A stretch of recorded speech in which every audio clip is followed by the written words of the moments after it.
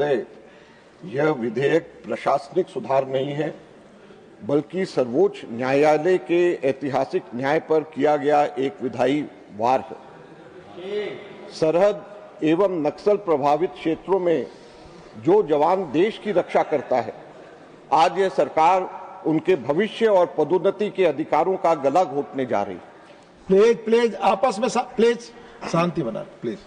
उपसभापति महोदय, मैंने गृह मंत्रालय में मिनिस्टर ऑफ स्टेट का पदभार संभाला 2009 के आसपास, और सेंट्रल पैरामिलिट्री फोर्सेस उस जमाने में कहते थे CPMF, जिसको आज सेंट्रल आर्म्ड पुलिस फोर्स कहते हैं, उसका भार चिदम्बरम साहब ने मुझे दिया हुआ था।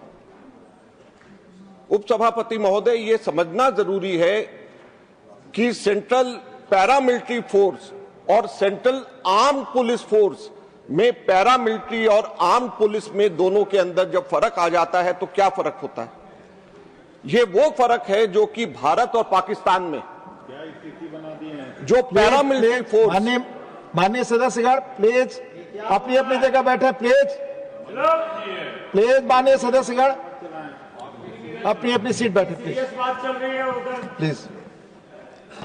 उपसभापति महोदय, भारत के अंदर लोकतंत्र जिंदा है, जिसके सबसे बड़े कारणों में से एक कारण हमारी paramilitary forces, central arm police forces जो भी कहा जाए वो। जब भी कहीं पर चुनाव होते हैं, लोकतंत्र की रक्षा करने की जरूरत होती है, तो ये paramilitary forces, arm police forces का इस्तेमाल किया जाता है, जो दूसरे राज्य से भेजे जाते, ताकि दूसरे राज्य से गए हुए लोग न्यूट्रल तरीके से वहां पे कार्य कर सके। भारत के अंदर जैसे सेंट्रल आर्म पुलिस फोर्सेज हैं, पाकिस्तान के अंदर रेंजर्स और फ्रंटल कॉर्प्स करके दो और उनके पैरामिलिट्री फोर्सेज हैं, लेकिन उनको फौज कंट्रोल करती है। और जब फौज उनको कंट्रोल करती है तो इस वजह से पूरा का पूरा लोकतंत्र के ऊपर फौज का कंट्रोल हो जाता है। उपसभापति महोदय, भारत के अंदर जैसे मैंने कहा कि ये सरहदों पे नक्सल प्रभावित क्षेत्रों में इसका बहुत बड़ा योगदान रहा।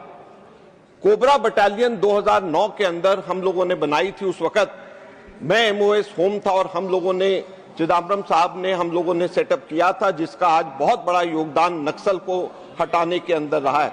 जब हमारे गृह मंत्री बोलते हैं कि मैं नक्सल को इस मार्च तक के 31 मार्च तक के खत्म कर दूंगा, भारत का नक्शे से हटा दूंगा, तो उसके पीछे सबसे बड़ा कारण हमारे इन जवानों के, इन अधिकारियों की कुर्बानी है, उसके अलावा कुछ नहीं।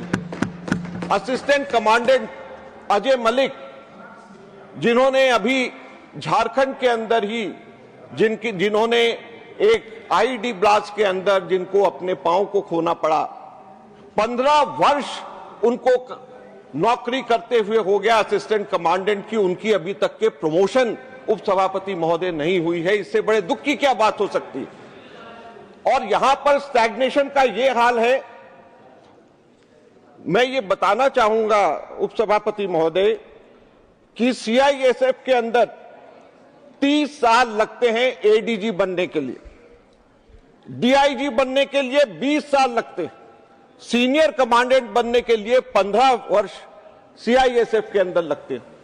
और वहीं पे जो IPS होता है 15 वर्ष के मुकाबले वो 7 वर्ष के अंदर SP और DIG के लेवल पे सीनियर कमांडेंट के ऊपर बन जाता है। इतनी स्टैग्नेशन यहाँ पे पैरामिलिट्री फोर्सेस के अंदर है। हमारे पैरामिलिट्री फोर्सेस के अंदर 529 लोगों ने पिछले 5 वर्षों के अंदर अपनी जान दी। ये 150 अधिकारियों की लिस्ट है, जो अधिकारियों ने 150 अधिकारियों ने अपनी शहादत दी है हमारे देश के लिए, सरहदों की रक्षा करते हुए, नक्सलों के खिलाफ में लड़ते हुए। और आज हम उन लोगों की प्रमोशन को रोक रहे हैं, आज हम उन लोगों की स्टैग्नेशन को हम बढ़ावा दे रहे हैं। इससे ज्यादा शर्म की बात नहीं हो सकती।